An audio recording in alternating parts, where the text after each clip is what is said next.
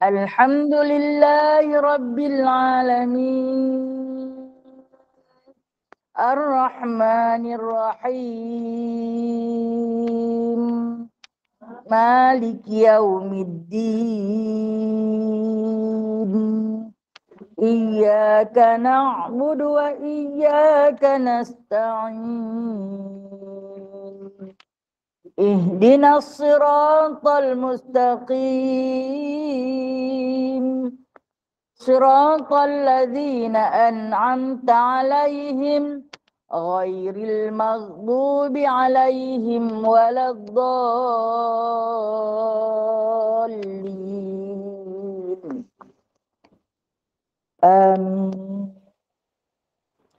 Kita baca surah Al-Kahfi ayat 1 hingga 10. A'udzu billahi minasy syaithanir rajim. Bismillahirrahmanirrahim. Alhamdulillahilladzi anzala 'ala 'abdihil kitaba wa lam yaj'al lahu 'iwaja qayyiman liyunzira ba'san shadidan min ladunhu wa yubashshiral mu'minina alladzina ya'maluna as-salihat لهم أجرا حسنا ماكثين فيه أبدا وينذر الذين قالوا اتخذ الله ولدا ما لهم به من علم ولا لآبائهم كبرت كلمة تخرج من أفواههم إن يقولون إلا كذبا فلعلك باخع نفسك على آثارهم إن لم يؤمنوا بهذا الحديث أسفا إنا جعلنا ما على الأرض زينة لها لنبلوهم أيهم أحسن عملا وإنا لجاعلون ما عليها صعيدا جرزا أم حسبت أن أصحاب الكهف والرقيم كانوا من آياتنا عجبا إذ أوى الفتية إلى الكهف فقالوا ربنا آتنا من لدنك رحمة وهيئ لنا من أمرنا رشدا Sadaqallahul azim. Allahumma salli salatan kamilatan wa sallim salaman tamman ala sayyidina Muhammadin alladhi tanhallu bihil uqadu wa tanfariju bil kurabu wa tuqadha bil hawaiju wa tunalu bir raghaibu wa husnul khawatimi wa yustasqal ghamamu biwajihil karim wa ala alihi wa sahbihi fi kulli lamhatin wa nafasin bi'adadi kulli ma'lumin lak birahmatika ya arhamar. Allahumma salli wa sallim ala nuril anwar wa sirril asrar wa tiryaqil aghyar wa miftahi babil yasar Sayyidina wa maulana Muhammadanil Mukhtar wa alihi al-athhar wa ashabil akhyar adada ni'amillahi wa ifdalih Allahumma salli wa sallim ala Sayyidina Muhammad Al-Fatihi lima ughliqa wal khatim Allahumma salli wa sallim ala Sayyidina Muhammad Al-Fatihi lima ughliqa wal khatim lima sabaqa nasiril haqqi bil haqqi wal hadi lima sabaqa nasiril haqqi bil haqqi والهادي إلى صراطك المستقيم إلى صراطك المستقيم وعلى آله وصحبه حق قدره ومقداره العظيم ومقداره العظيم اللهم صل Bismillahirrahmanirrahim Rabbi syrah li sadri wa yassir li amri wahlul 'uqdatam min lisani yafqahu qawli Allahumma shalli ala sayidina Muhammad wa ala ali sayidina Muhammad Rabbi yassir wa la tu'assir Rabbi tamim bi khair ya karim Subhanaka la ilma lana illa ma 'allamtana innaka antal alimul hakim Innaka antas sami'ul alim Innaka antat tawwabur rahim Amma ba'du fa ya ibadallah Alhamdulillah sahabat-sahabat yang dirahmati Allah sekalian Alhamdulillah ya Allah sehari lagi Jumaat ditemukan terima kasih wahai Allah dalam syafaat Sayyidul Ayam pagi yang penuh barakah penuh kerahmatan dan kenikmatan kita dipertemukan lagi memiliki limpah rahmat daripada Allah, nikmat kesihatan, mendapat jemputan daripada Allah untuk sama-sama mengikuti dan menghadiri majlis-majlis ilmu, tak kira walau di mana kita ceburi, walau di mana kita berada. Terima kasih ya Allah atas nikmat ini, nikmat yang tak dapat diperolehi oleh semua orang, kecuali hanya yang terpilih dan dijemput saja. Alhamdulillah. Hari Jumaat ni sah dah sudah kita akan berkuliah di Surau Seri Delima pada setiap Jumaat minggu kedua dan minggu keempat. Bukan Isnin dah, nah. Kita tukar sebab kita bagi peluang, bagi laluan kepada Sungai Tiram. Nak kena bagi juga no seorang sikit kita rasakan. Sebab apa? Ada penduduk yang tak ada kenderaan, dia tak boleh nak ke sana, nak ke sini. Jadi dia memerlukan kita hadir. Sebenarnya Allah nak bagi pahala lebih kat kita tu. Nah, nak bagi belanja kat kita lebih. Kita berjalan sikit, kita naik kenderaan sikit. Alhamdulillah. Tu belanja Allah bagi tu. Untuk kita dapat hasil perbelanjaan itu di akhirat nanti. Dan alhamdulillah pagi ini Allah Ta'ala hadirkan kita di surah Syaridah 5 untuk sama-sama kita membaca tafsir surah Ad-Duha. Surah ni termasuk di antara qasrus surah, surah-surah pendek ataupun kita orang Jawi, orang Melayu panggil ayat lazim. Ayat lazim ni surah pendek yang kita mudah bawa dalam solat. Kita mungkinlah tak sehebat nak bawa surah hak panjang-panjang dalam solat. Sebab kita bukan tahfidzah, no. Kita ni boleh ambil kuliah kulhu.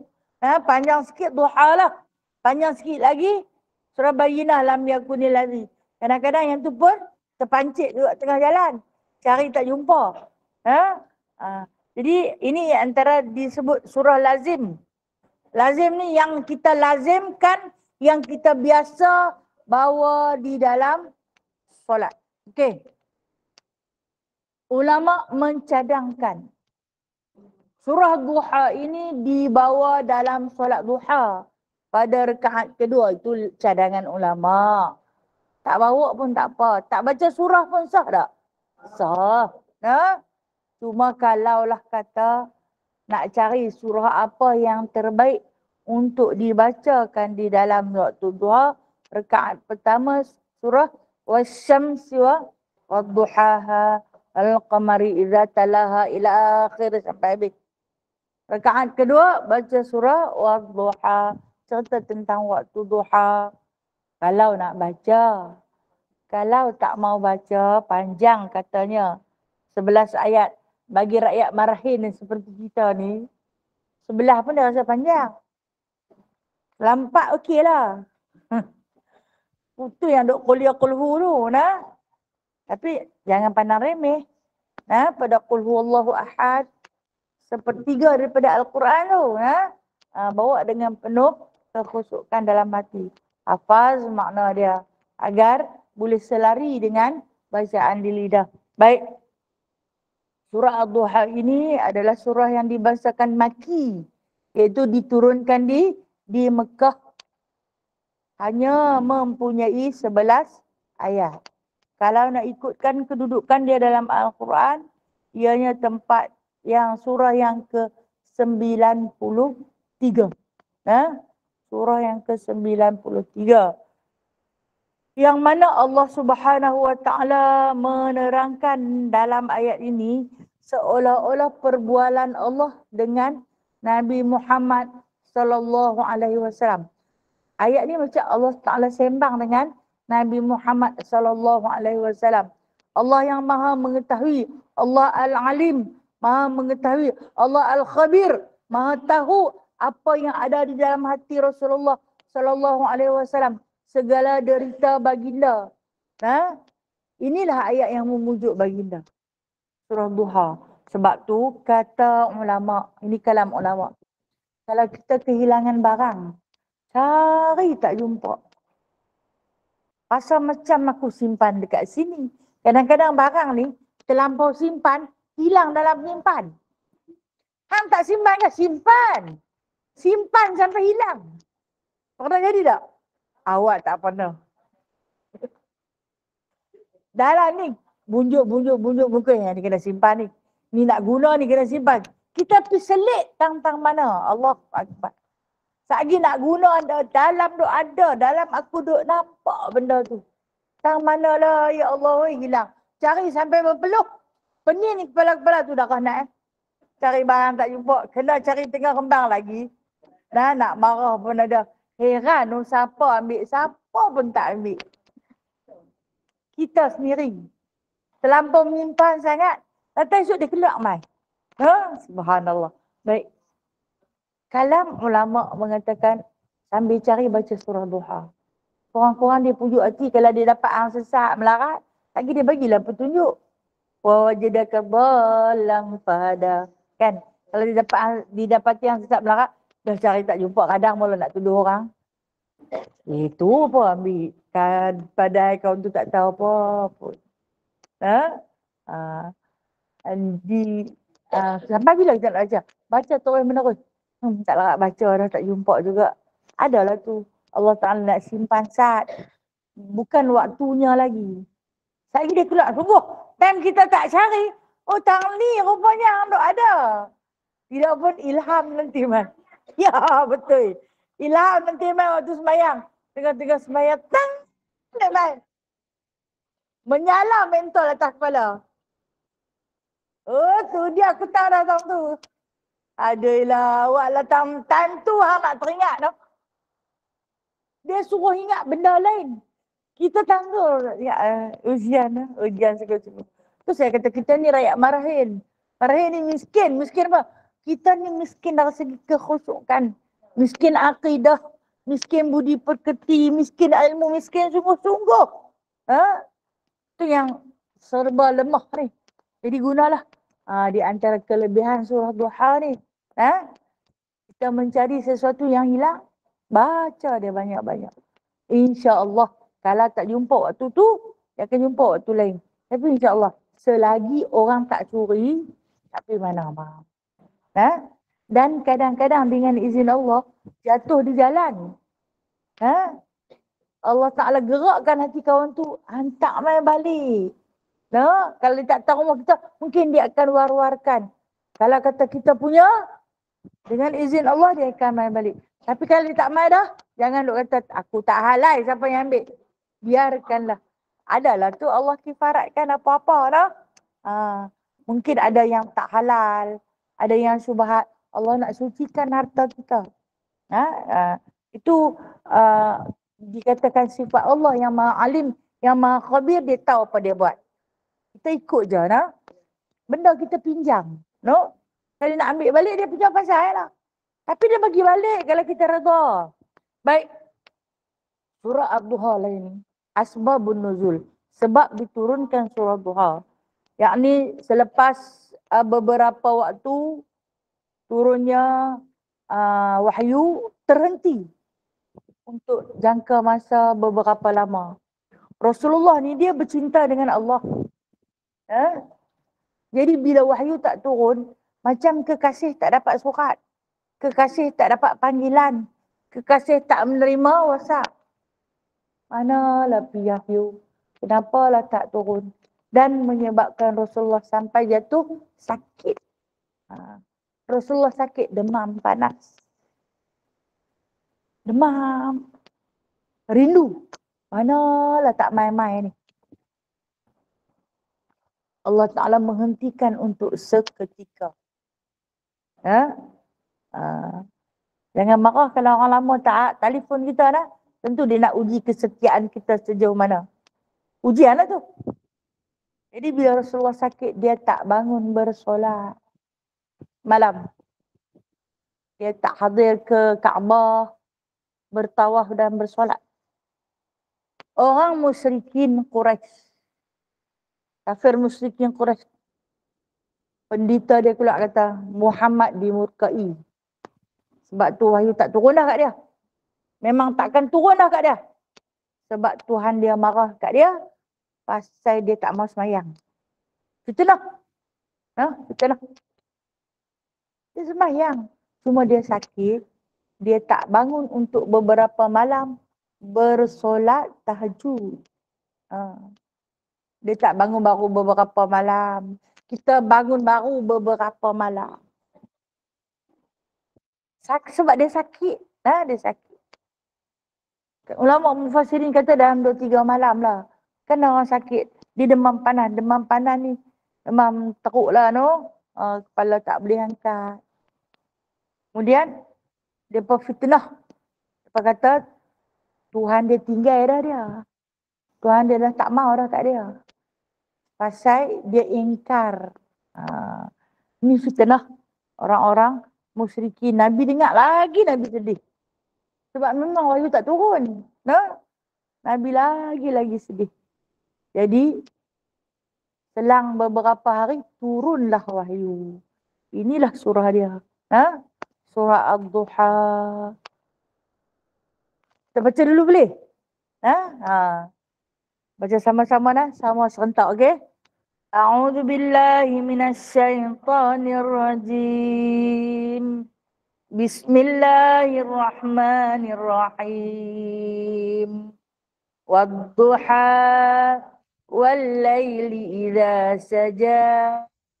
Ma wadda'aka rabbuka wa ma qala. Walal akhiratu khairul laka minal ula. Wala sawfa yu'tika rabbuka fatarda. Alam yajidka yatiman fa'awa. Wa wajadaka dhallan fahada. Wa wajadaka 'ailan fa'aghna. Fa'ammal yatima fala taqhar. Wa ammas sa'ila fala tanhar. Wa amma bi ni'mati rabbika fahaddits. Sadaqallahul azim. Allah mengajak kita sama-sama memandang, memikirkan satu waktu yang penting ialah waktu duha. Waktu yang penting di antara waktu-waktu yang Allah Ta'ala bagi kepada kita ialah waktu duha. Bila waktu duha ni? Okey. Allah Ta'ala ni dia susun waktu cantik dengan pergerakan matahari. Dimulai dengan fajar kadhib, fajar bohong-bohong kadhib. Iaitu satu line merah melintang di langit. Itu fajar kadhib, tak masuk subuh lagi. Kemudian diikuti dengan fajar shadiq. Satu line putih di kaki langit. Masuk waktu subuh. Kemudian diikuti dengan syuruk. Biasanya kalau jam tu dia ada tulis syuruk kan? Kita tak nampak. Pukul berapa dia tulis syuruk situ? 7.33, betul tak? 7.33. Diikuti dengan waktu syuruk. Baik. Ini sahabat Rasulullah dulu bertanya tentang syuruk kepada Nabi SAW. Syuruk ni apa? Syuruk maksud dia terbitnya matahari. Menandakan habisnya waktu subuh. Syuruk itu tandanya habis waktu subuh. Sebab matahari dah terbit. Kalau orang tua-tua dulu dia panggil subuh gajah. Bukan dia gajah, bukan dia dinosaur dah. Maksud dia habis dah subuh, bukan dia subuh dah. Habis dah subuh. Baik. Untuk orang-orang yang RTM. Macam kita lah. Hai, aku tak pernah kerja dengan RTM. Yang rehat tunggu mati ni lagu kita lah. Tak payah pergi kerja kalut-kalut pagi-pagi. Tok guru saya kata, apa dia kerja RTM lah. Duk rehat tunggu mati kerja pun tak mau lagi. Tak ada masa lagi tak kerja. Okey, kita ni RTM lah. Hamba apa ni? Aku duk kerja dengan RTM lah. Sambil berehat duk tunggu masa nak mati je. Dia boleh tunggu di atas jadah. Pasal dia tak buat apa. Kan? Dia RTM. Dia berzikir-berzikir, mungkin baca almat surat dan Al-Quran sebagainya. Sampai waktu syuruk. Dengar kalau jam tu nanti bunyi kan. Tik, ting, ting. Kan bunyi. Tanda masuk syuruk. Tapi waktu tu bukan boleh sembahyang lagi. Tunggu sat 15 minit. Tunggu sat 15 minit. Sebab waktu tu dinamakan waktu haram. Waktu paling haram. Jangan buat apa-apa aktiviti solat. Sebab syaitan tengah puja matahari. Syaitan dia sembah matahari. Dia ambil cahaya matahari dia serap. Untuk dia cari tenaga. Nak buat kerja dengan kita. Jadi kita jangan sembahyang lagi. Waktu jam berdetik punya surut tu. Tunggu sekurang-kurangnya 15 minit. Sesempurnanya, kata ulama mufassirin, 24 minit. Sesempurnanya 24 minit. Boleh solat sunat syuruk. Atau dia panggil solat isra'. Tunggu sat. Sabar sat. Kalau rasa macam tak sabar dah ni. Perut dah merodak, dah bau nasi lemak, bau roti canai. Tunggu 15 minit. Boleh sembahyang sunat isra' dan seterusnya sambung terus dengan solat duha. Ya, boleh sambung terus dengan solat duha. Faham tak? Waktu betul-betul 7.33 itu waktu syuruk. Dia berubah hari tu. Ikut matahari terbit. Ikut peredaran matahari. Jangan lagi solat. Saya kata tambah 15 minit. Jadi 7.45 cantik. Nah, 7.45 boleh solat syuruk atau solat isra' dan diikuti dengan solat duha. Itulah pandangan para ulama. Itu masa paling pendek. Tapi sesempurna ambil 24 minit. Ini kata ahli falak lah. Saya ikut apa yang ahli falak kata lah. Kalau paling sikit ambil 15, tambahlah 33, tambah dengan 15 jadi 48. Betul ya? Ataupun tambah lagi 20, 4 minit 8 cantik lah. Pukul 8 kalau kita sembahyang pun okey dah. Atau 8.30, siap-siap nak main kuliah tu. Pukul 8 tu dah boleh solat duha. Tapi kalau kita sembahyang tepat-tepat 15 minit atau tepat-tepat 24 minit, kita dapat 2 dalam 1. Duha pendapat, syuruk pendapat. Kita buat syuruk 2 rakaat, kita buat duha 2 rakaat. Dia jadi 4. Ataupun kita nak buat duha sahaja, tepat pada waktunya. Kita dapat 2 dalam 1. Syuruk dapat, duha dapat. Dah buat 2 rakaat saja. Hebat. Allah Maha Kaya. Allah Maha Pemberi. Okey. Itu tentang duha. Maka diukur pada ukuran orang Melayu kita. Matahari naik segala. Nak pergi cari galah buah jambu ke? Nak pergi cari galah mempelam ke? Nak pergi ambil galah rambutan ke nak ukur? Ikut suka. Jenuh nak pergi ukur dengan galah. Hari ni galah pun. Kadang anak-anak tak kenal galah tu apa. Dia pun tak tahu galah tu apa. Dia pun sedap-sedap. Rambutan dah ada dalam rumah. Kita dulu cari galah. Galah sidai kain. Betul tak? Kita dulu sidai baju pakai galah kan? Bila kita sebut kat kerepol lah ni, hampir ambil Ustaz. Kain baju digalah sidai kain. Mana ada galah? Mak ni galah apa tu dawai. Betul lah. Kan? Mungkin bahasa dulu kita duk guna pakai. Galah kan dulu bubuh bulu. Ingat Allah yarham ayah saya. Dia kan sidai kain pelikat dia. Dia timbuk masuk kain pelikat dia di dalam buluh tu.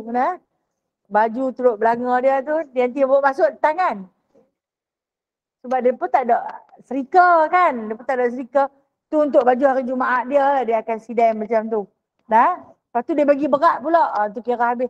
Kemudian dia lipat. Dia baju dia memang siapa tak boleh kacau. Baju ada 2 pasang dia sepanjang ayat dia.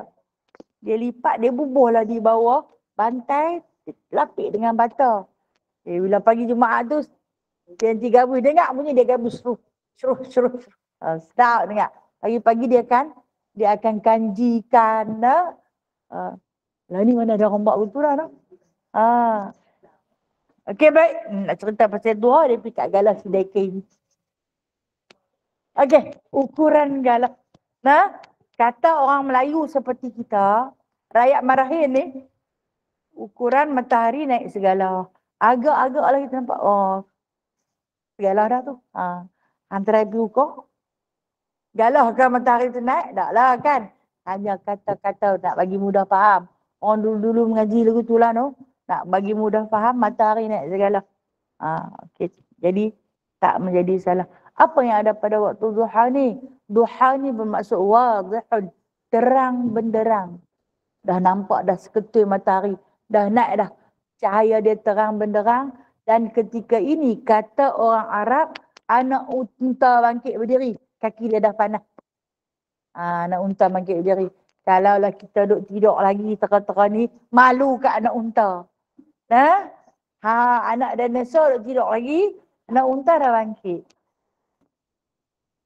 Ni yang Rasulullah kata jangan tidur lepas subuh.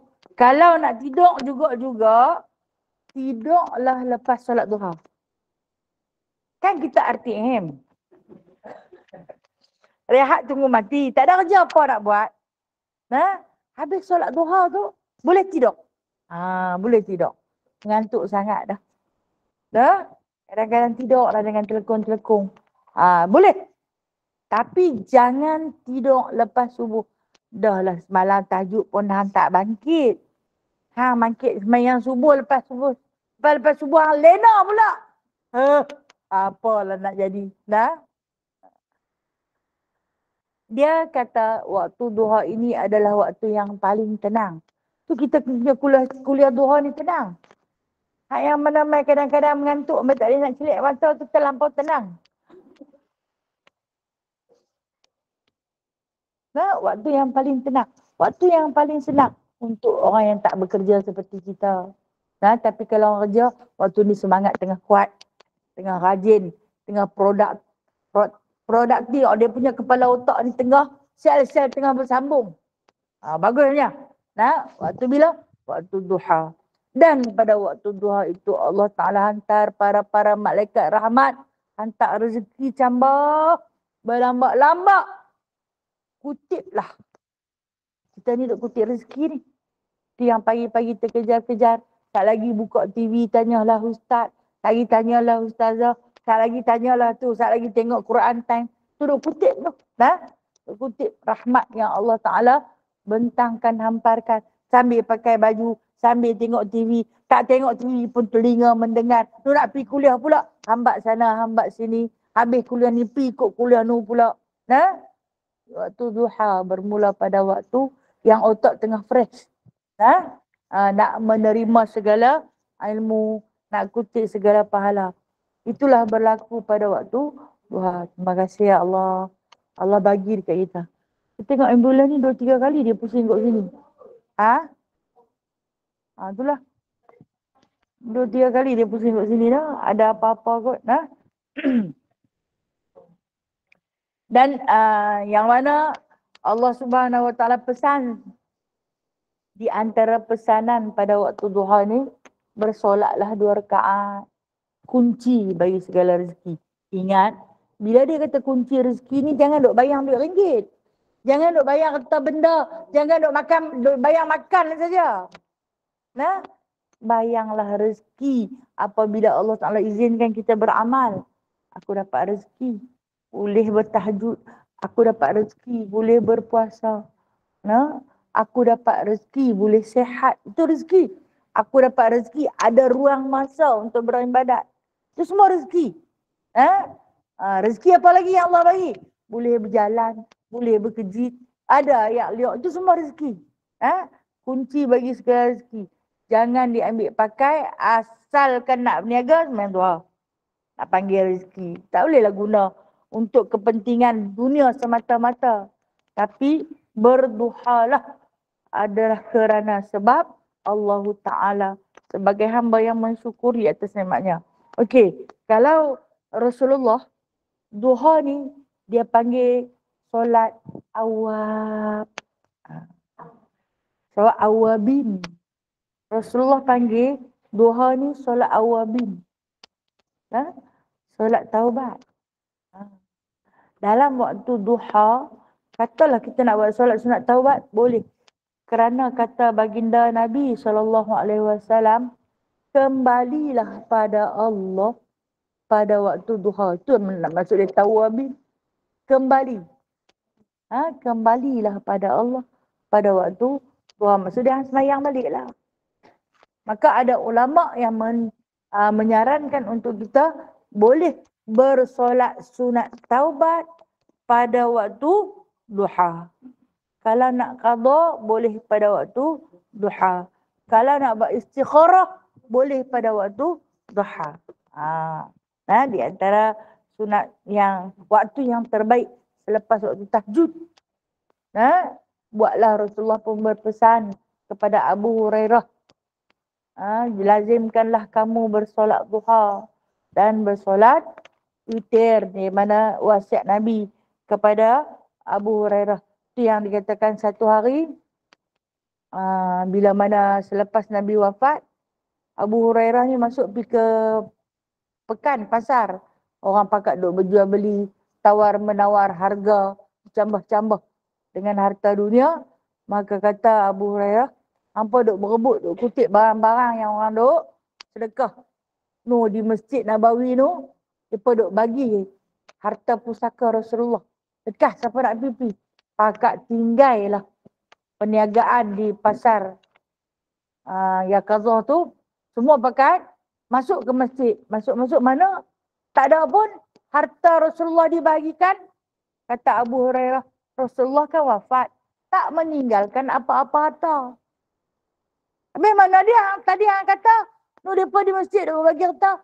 Tu yang orang duduk mengaji tu. Orang duduk berkuliah tu. Mereka tu sedang membahagikan harta pusaka Rasulullah. Ilmu yang Rasulullah tinggal. Maka dibahagikan. Kutip lah yang tu. Apa kira nak main kutip yang ada di market je saja. Itulah kata-kata majas yang Abu Hurairah rasa marah.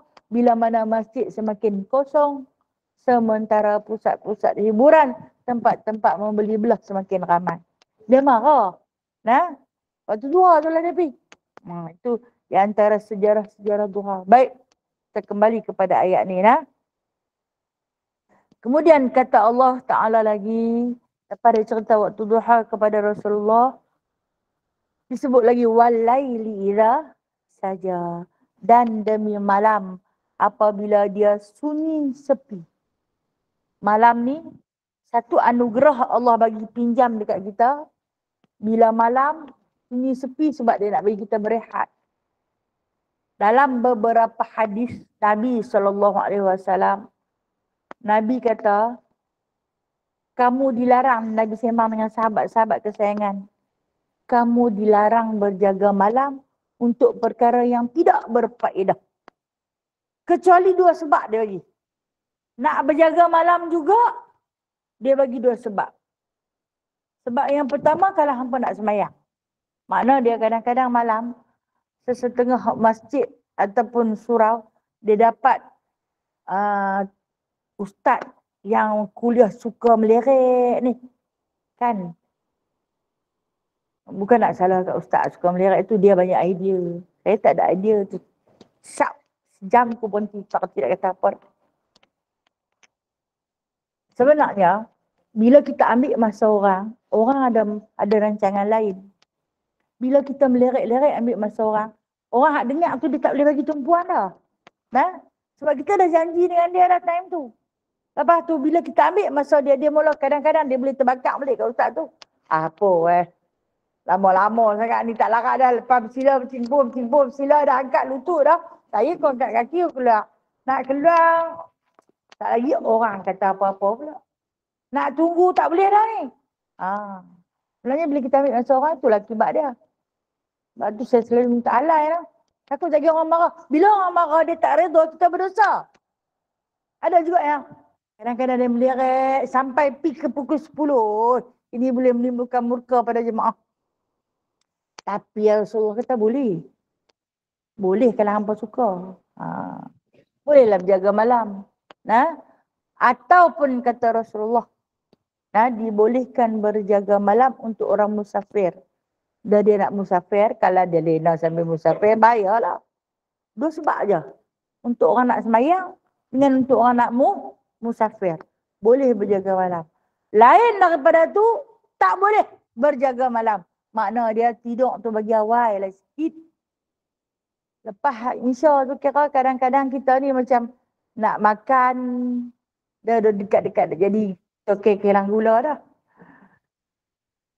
Doktor pun pesan, kalau boleh makcik tu, malam jangan makan. Dia jadi gula.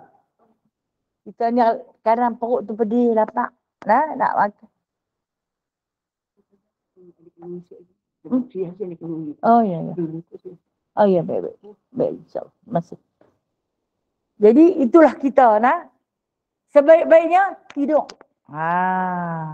Malam, apabila sunyi sepi, kalau dah lepas Isya tu tak ada buat apa, tak ada rancangan TV apa dia nak tengok. Main usia-usia kita ni di TV pun tak apa nak pandang dah lah. Tengok jugalah. Jelin-jelin. Relin sikit-sikit. Tengok jugalah sambil-sambil duk lipat kain baju tu. Pemorong kain baju pun tak lipat. Kalau dia tengok TV, menang TV daripada lipat kain baju. Kena pula hari tu ada Nordin Ahmad dengan Latifah Omar. Alah. Nah, tuai padi antara masuk esok jangan. Layu-layuan intai kami antara rampak. Esok jangan rindu-rindu azab lagi. Terumuhlah dia dalam tu. Habislah selesai dah. Adakah salah? Tak salah. Nah, tak salah. Sekadar berhibur. Kalau kita ada teman, maknanya kita masih lagi ada suami. Walau mahu tidak orang main lah teman saat aku tengok TV. Aku tak suka rancangan tu. Abang kata, habislah ni kita tengok rancangan. Dia pula tak suka. No? Nanti pakat bawa masing-masing. Kalau lah dia kata tak usah lagi tidur main masa tu dapat pahala besar. Kalau teman dia tengok TV. Pahala pun lena. Kalau duduk depan TV benda lena dah. Biasalah. Umur macam kita ni lah. Umur RTM. Apa dia? Rehat tengok TV. Pandai. Cepat dapat.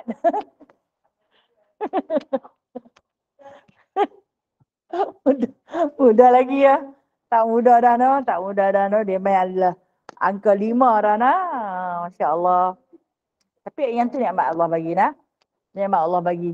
Untuk kita apabila sunyi sepi sebab dia nak suruh kita rehat. Bangkitlah saat ni. Waktu sunyi sepi pula menghadap dengan Allah Azza wa Jalla. Kan kemarin saya cadangkan. Kalau boleh bertahajudlah 11 rakaat. Tak usahlah baca panjang-panjang surah.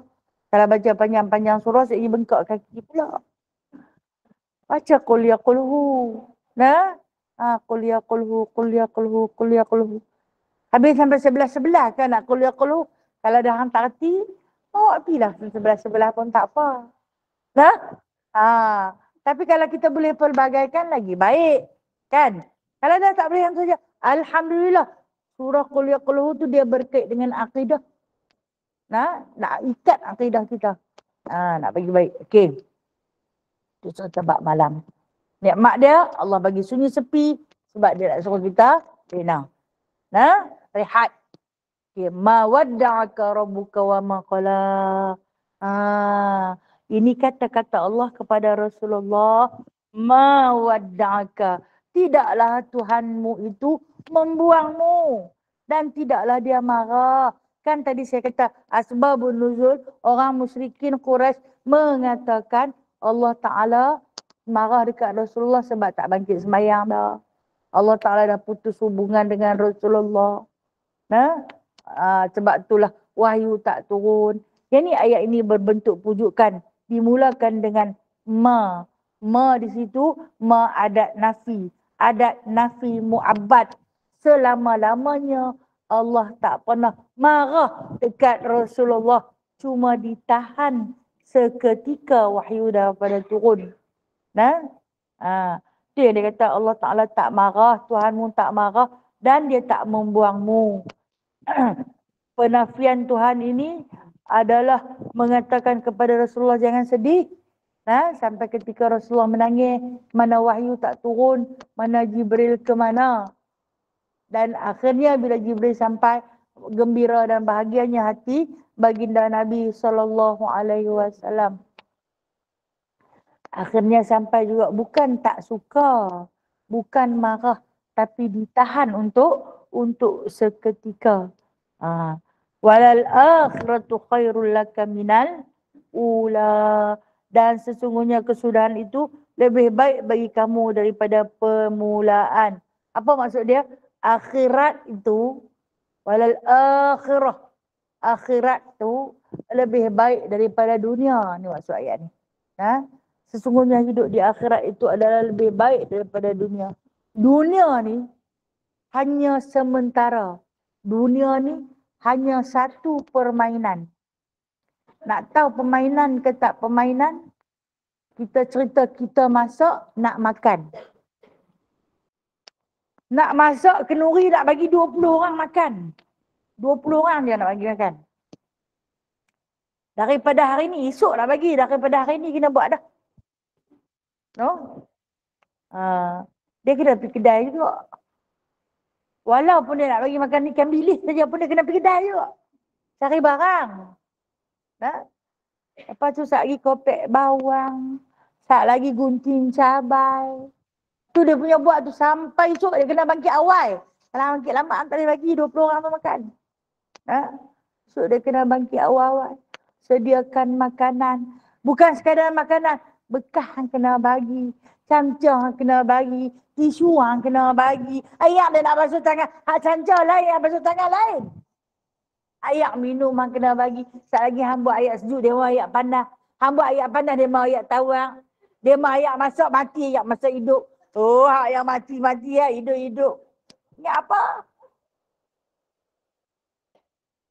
Walhal, dia makan tu 10 minit je. Lalu, sedap tang sini. Dia kata sedap. Kalaulah hang terlayak garam semalam dah bubuh. Lupa pagi ni pergi bubuh. Dia duk sebut tu stone. Stone dia nak katakan. Masak masin, piang. Allahu Akbar. Punya penat lah aku buat daripada kemarin. Nah, sampai tak duduk di rumah. Pergi kedai cari itu, cari ini, cari itu, cari ini. Balik main tu. 10 minit je. Itu yang kata dunia ni satu permainan. Ha? Walal akhiratu khair. Nah, sebut akhirat tu yang lebih baik. Andai ada rezeki, kita ni di akhirat yang terbaik, yang macam Allah kata, duduk dalam surga. Hang kata nak makan apa? Lintah dalam hati jadi terus. Tak payah pergi kedai. No? Jadi terus. Mai terus. Aku nak makan. Hari ni nak makan pulut kuning dengan gulai ayam. Cuk! Terus mai. Ni kalau hang duduk dalam rumah, dia jadi RTM, hari ni nak makan pulut kuning dengan gulai ayam, hang nyanyilah dalam tu sampai esok. Dia tak mai. Ha? Yang mana lagi baik? Akhirat kan dunia? Akhirat lah. Kan apa juga yang kita niat, yang kita hajat. Nak pergi ke mana niat je, terus sampai. Kan Allah Ta'ala sebut dalam surah Ar-Rahman. Ahli-ahli surga itu akan dikurniakan seorang dua surga. No? Dapat seorang dua surga. Dah lah dapat seorang dua surga. Di dalam tiap-tiap satu surga tu ada dua lagi. No? Dalam tu ada buah-buah. Ada air sungai. Ada makanan. Ada minuman yang tanpa henti. Kemudian ada pelayan-pelayan. Dia sebut hurun ain. Ka'amsil lulu'il maknun. Lepas tu macam mutiara punya segak-segak. Pelayan-pelayan tu. Dia tak main lah berkeritam lagi kita ni. Punya segak-segak macam mutiara. Duk berjalan berkilau-kilau. Bawa hidangan. Main layan. Yang ni garu belakang punya dah kono. Kan kita garu belakang kadang tak sampai. Kono tu tak kena. Kono. Dah lah pergi cari segi lagu ni. Di tepi dinding ke, tepi pintu ke. Halo. Punya susah lah kita ni lah. Punya susah. Itu kehidupan dunia, akhirat lagi baik.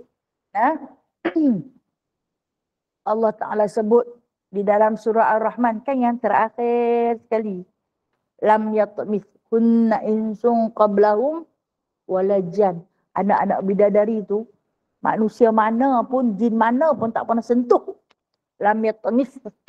Tak pernah sentuh pun apa. Punya suci-suci, punya bersih-bersih. Itu yang duk main dekat kita. InsyaAllah. InsyaAllah, ya Allah. Dapat seorang dua syurga. Satu syurga pun tak larat nak duduk dah. Ni dapat seorang dua. Hak kita lah ni adalah rumah. No? Sebiji rumah. Duduk dalam bilik tu. Bilik lain semua tak ada dah. Nak pakai pergi menikah habis. Sekali-sekala aku tengok, seram. Lama tak masuk dalam bilik tu. Seram lah. Ada jin duduk dalam tu. Orang lama tak pergi. Kan kita sebenarnya tempat tidur kita.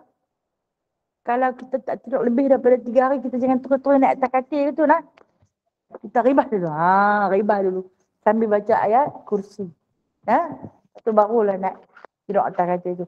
Sebab masa kita tak ada tu ada orang lain tidur. Belaki bini pun tidur atas katil kita. Kita ribah. Itu sunnah Rasulullah tu. Ribah tempat tidur lah. Sambil baca ayat kursi. Kalau kita jenis tidur seorang atas katil, Jangan tidur di tepi sebelah je. Tidur di tengah. Biar kena diri kita dua-dua belah sana kena. Janganlah pergi guling, tidur guling. Nah, ambil kat tengah.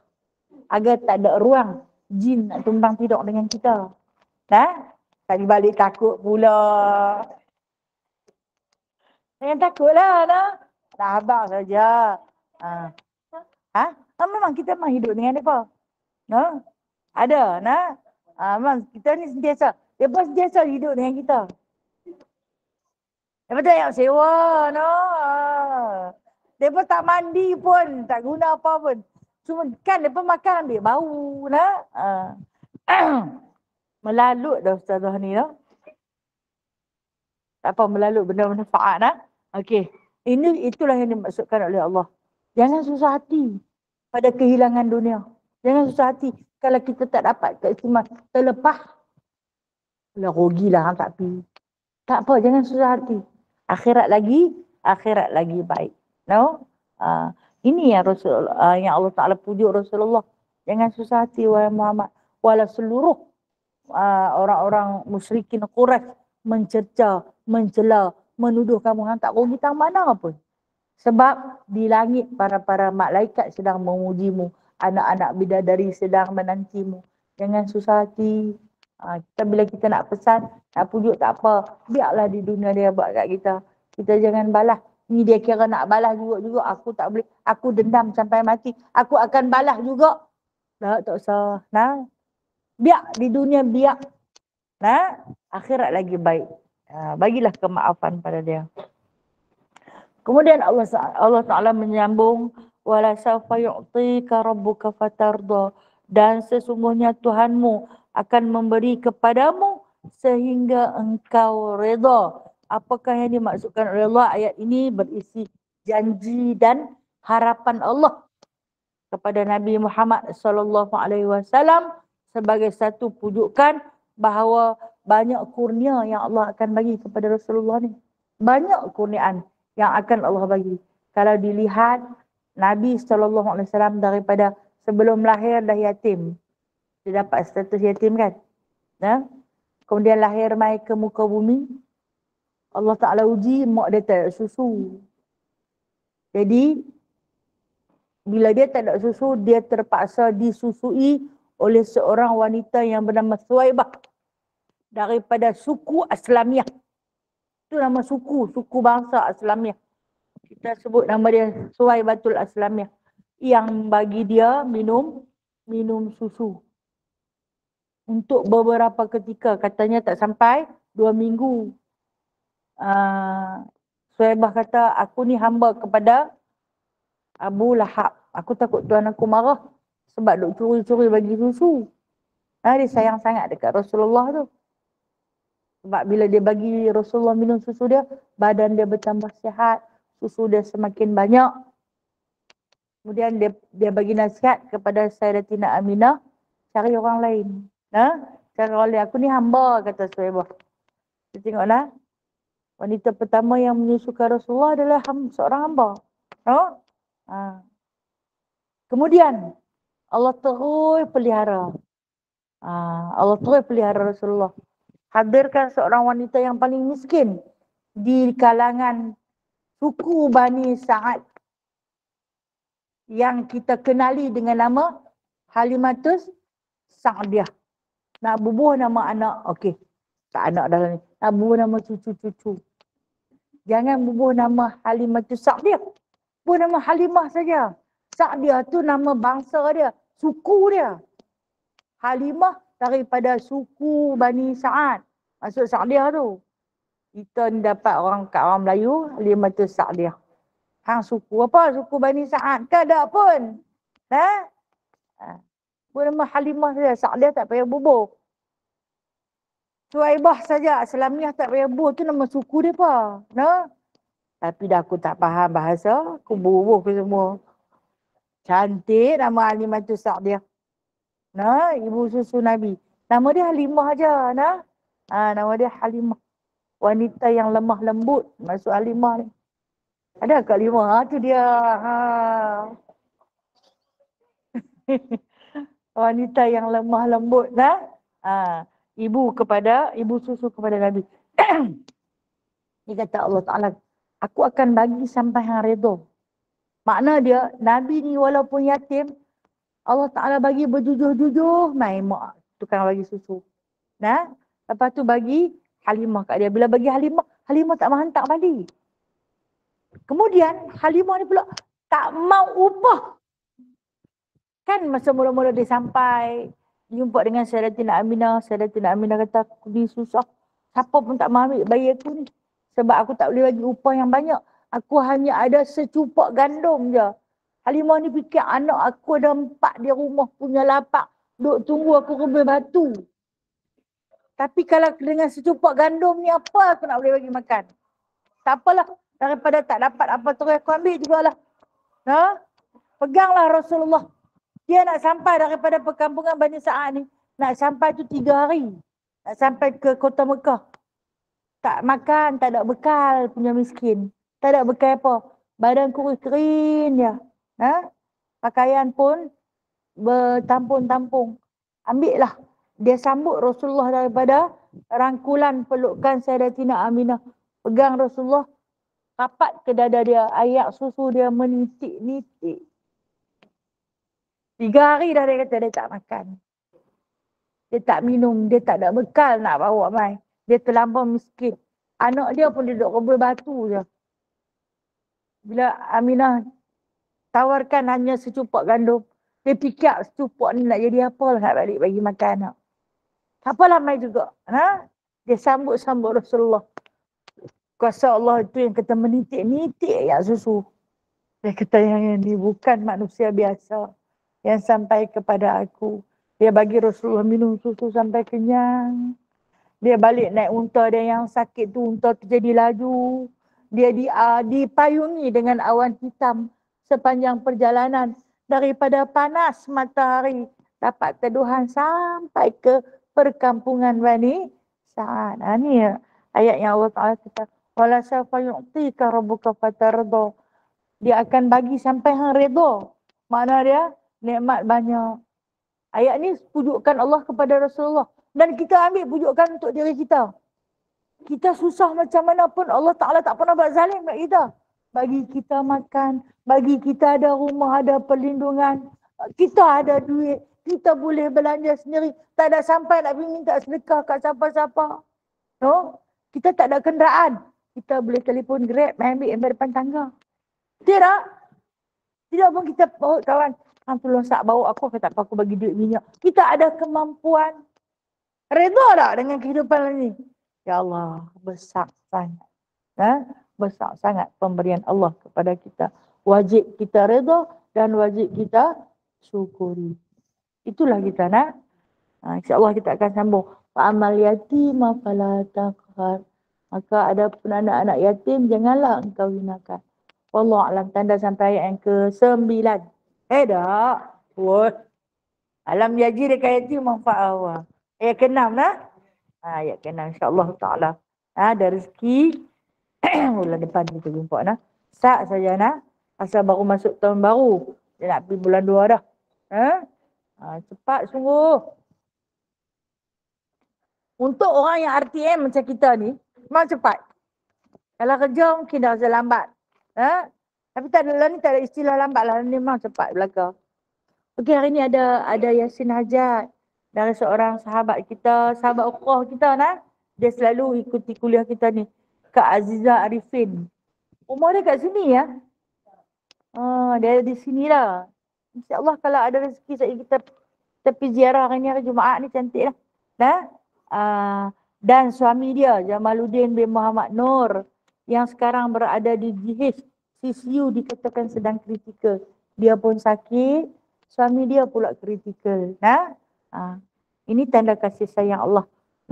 Tanda kebesaran kasih sayang Allah. Kita sebagai hamba, sebagai makhluk yang diciptakan oleh Allah dengan serba kekurangan ni, banyak-banyak bersyukur dan paling penting kena berdoa. Jadi dengan sebab itu kita sama-sama untuk baca Yasin Hajat dan untuk sahabat-sahabat yang ada tugasan lain, bolehlah kalau nak balik.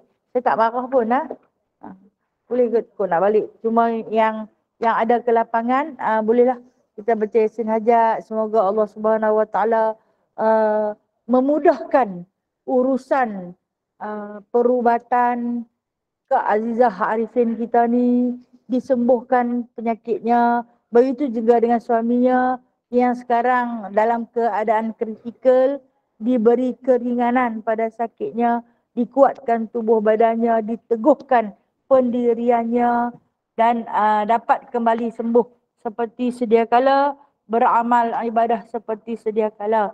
InsyaAllah Ta'ala dengan berkat kita membaca surah Yasin pada pagi Jumaat ini, kita mohon doa kepada Allah Azza wa Jalla untuk diri kita, ahli keluarga kita dan sesiapa juga yang sedang diuji dengan kesakitan. Zaini binti Muhammad Nur. Sakit juga ke? Mudah-mudahan Allah Ta'ala berikan kesembuhan.